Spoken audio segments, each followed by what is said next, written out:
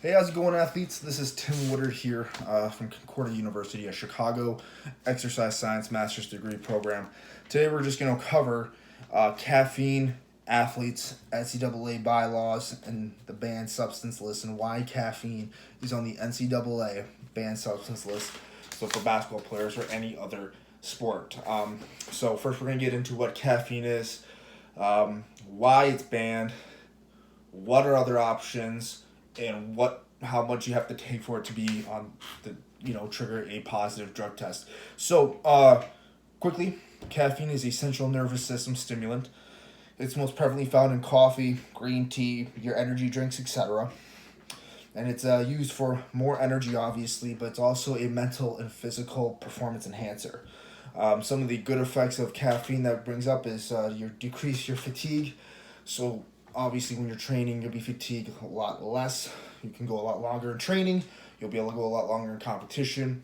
It also decreases your physical exertion rate, so you'll be able to, not exert the most energy as fast, be able to go longer, obviously, and it's also improves your endurance. So for endurance athletes, you can go a lot longer. So as well, it also increases your cognitive function and focus, which is exactly why the NCAA places this on your banned substance list. Anything to improve performance that they might think that gives you an unfair advantage, they will put on the banned substance list. The NCAA figured that all these listed drugs, everybody should be on equal footing, and unfortunately, caffeine is a drug now. For normal people, it's a legal drug that they can always take, but it is a drug that improves performance. And so for the NCAA, anything that will improve your performance is unfair. So that brings us to when it's banned by the NCAA, how much are we talking about as far as triggering a positive test?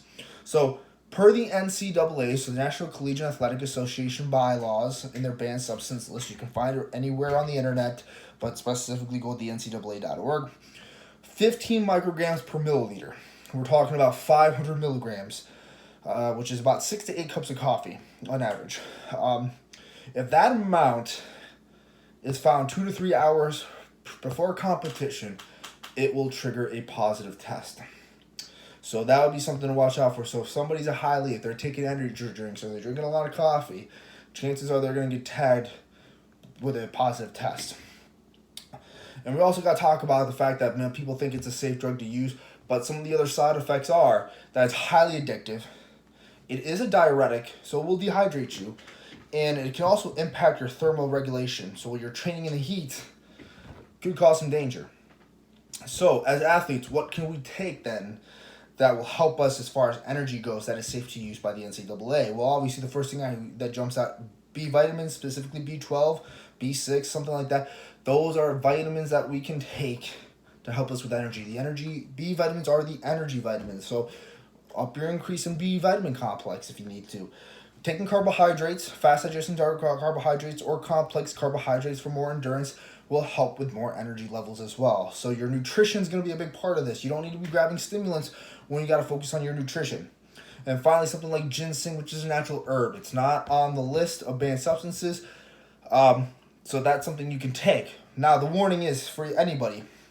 If you take supplements or if you have any questions or you're not sure, always check with your coaches, your strength and conditioning coaches, or anybody at your university that might know the NCAA bylaws. Take no chances.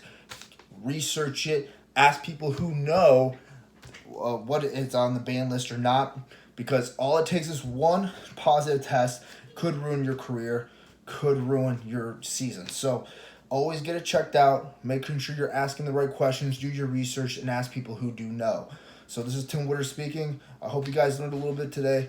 We'll talk to you later.